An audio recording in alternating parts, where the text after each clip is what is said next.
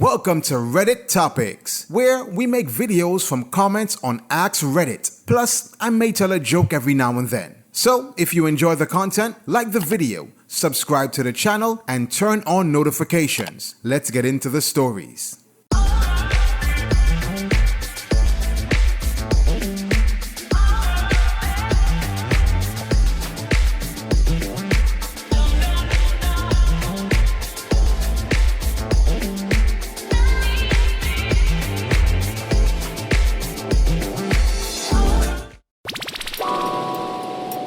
Today we have a very cool video for you. We're going to be reading comments from the Reddit post, "What knowledge might save your life one day?" Don't ever stop performing CPR on a person until the EMTs take their body away. CPR doesn't wake a person. It's to force blood to their brain to prevent brain death so that the EMT can revive that person. Polar bears have insane ADHD. If one is chasing you, intermittently drop clothing items like a hat or gloves. It will stop to sniff them. Normal prey animals don't shed whole pieces of themselves. The bear will be perplexed. If you call 911, always say where the problem is first, followed by the problem. If you happen to get cut off before you say what the problem is, at least the dispatcher has a location to send an officer to check it out and advise if more police or fire is needed. Example, operator, where is your emergency? You, help, I am being stabbed. Disconnect. Versus, operator, where is your emergency? You, 742 Evergreen Terrace. Help, I am. Disconnect. Location, location, location. If someone threatens you with a gun or something and they want to move you to another location, your chance of dying goes up considerably if you agree to relocate. My father was an assistant DA who worked with homicide. He gave me this advice over and over. Years later, someone climbed in my car and threatened me with a gun, told me to drive, and I said no. I took the keys out and threw them. It wasn't a conscious decision. My dad had just hammered this advice: never get taken to another location, so hard that it switched on. The guy gets out without saying a word and runs. What I did was very stupid. While you should never allow yourself to be relocated, aggravating an armed assailant really goes well. Throwing my keys was a very risky move. My dad also taught me to hand over your valuables first. I was very lucky the guy didn't kill me. Criminals who commit reckless crimes like this are really rational, and many end up in jail over shooting someone over nothing. They don't always act in their own interests. Drugs are also often involved. I should have handed over my wallet and keys, not thrown them, and then tried to escape. After telling my dad what happened, he was angrier than I've ever seen him before, because he's seen people get killed for being dumb like throwing keys. Never agree to be taken to another location, and never try to agitate your attacker. Give him your wallet and keys and refuse to go along.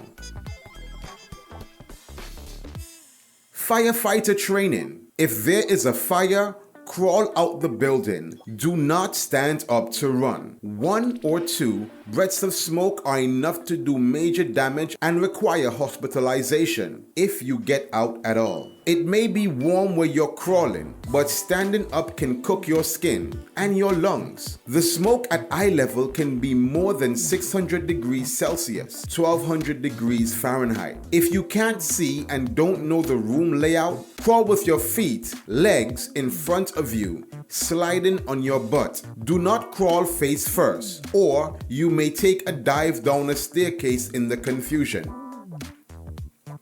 The instinct of wolves will only cause them to attack or hunt if they can intimidate you into fleeing from them. Standing your ground against a wolf pack will be terrifying, but will eventually cause them to bugger off. Tigers as well. Don't turn your eyes away from a tiger. There is a story of a boy that had to walk backwards for 3 hours back to his village being stalked by a tiger. The cost benefit of a prey animal even slightly hurting a tiger is not worth it. It could mean a death sentence in the wild. That water you're about to dive into might not be as deep as you think. Always just step in and swim down to check for depth, then jump. My father told me a story about a group of guys he knew from school. After graduation, they all went up to someone's lake house and one guy decided to dive off the dock as soon as they got there. The water was shallow that year, and when he dove in, he broke his neck and died on impact.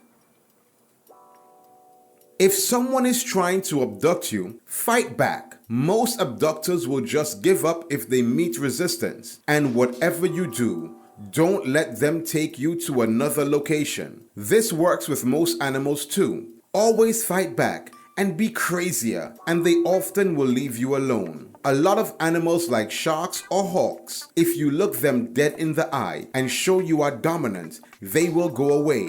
I hike in an area with lots of hawks, and when they circle me, I just look up straight at them and they fly away.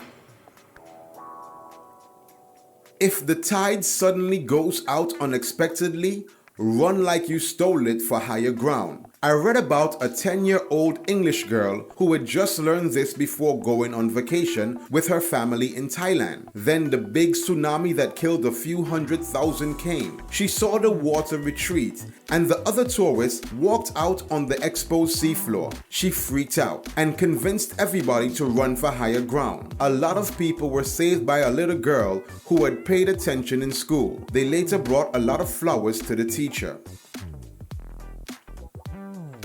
If you are ever bitten by a bat, raccoon, fox, skunk, stray cat, or even dog, go directly to the hospital. There is no cure for rabies once it's fully onset. If you're ever charged by a moose, get behind a tree. They have about a 10-inch blind spot and they'll lose you. That's what Ski Patrol would always say when there were an increase in moose sightings on the mountain. They tell you to stay out of the trees when skiing unless a moose is running at you. Then find a tree, because unless you've got a steep hill or are already up to speed, the moose is probably faster than you think. When people say to take an aspirin to help during a heart attack, chew the pill. Don't swallow it whole. It gets absorbed much quicker. If a person asks you for something in the street, a light, the time, whatever, always keep the person in your eye line. So, if they ask for the time, don't just look down at your watch. Raise your arm slightly so your watch is in sight. I was told this years ago at a self-defense thing at a corporate retreat type of event, and I wondered if it was ever going to be useful or just something to pad out the teacher's session. Then a decade later, I was on the street late at night on my way home, and someone approached me and asked me the time. I did this, told him the time, and he just kinda stood there. Then he started making some weird, clearly improvised questions about how he was looking for a friend's house and he was sure it was on that street. And he had a yellow car similar to the one behind me. I didn't look back, but just said, "Yeah, yellow, And he pointed directly behind me. I said, "Yeah, the yellow car. I saw it as I walked by." He paused for a second, looking like that meme of the woman with the equations around her head. Then he just yelled, "Oh, F you," and stormed off. It was only afterwards I realized that I think he wanted me to look away so he could slug me, but he wasn't prepared to attack someone that was looking right at him. Always leave your itinerary with someone. If you meet strangers or potential bad people on the road, always let them know that you are in touch with friends and family and that they know exactly where you are. You become less attractive as a victim. Always let strangers know you have a destination and are expected at a particular time too. If you've been buried alive in a standard coffin, stay calm. If you are alive, you haven't been buried that long. Also, the dirt above hasn't set yet. Most coffins are not built to last once buried, and as a result, have weak siding. So here is what to do. Pull your shirt over your head. You don't want to be swallowing dirt. Position yourself so you are as sideways in the coffin as possible, with hands and feet pushing on the sides. Push. You should be able to blow out the walls. Start crawling up. Do not panic. You may not find a grip immediately. Keep going until you make it out. If someone gets stabbed, do not take the knife out if possible if it stays in. It acts as a plug to the hole and will reduce blood loss. Apply pressure around the wound as best as you can and call an ambulance. Know how to spot a stroke. An easy way to remember is the acronym FAST. Face. Is one side of your face droopy? Can you fully smile? Arms. Can you hold your arms out straight? Speech. Are you unintentionally slurring your words? Time. Call an ambulance right away. Time is of the essence. Thank you for watching the video. If you enjoyed it, hit the like button, subscribe to the channel, and turn on notifications. I'll see you on the next story.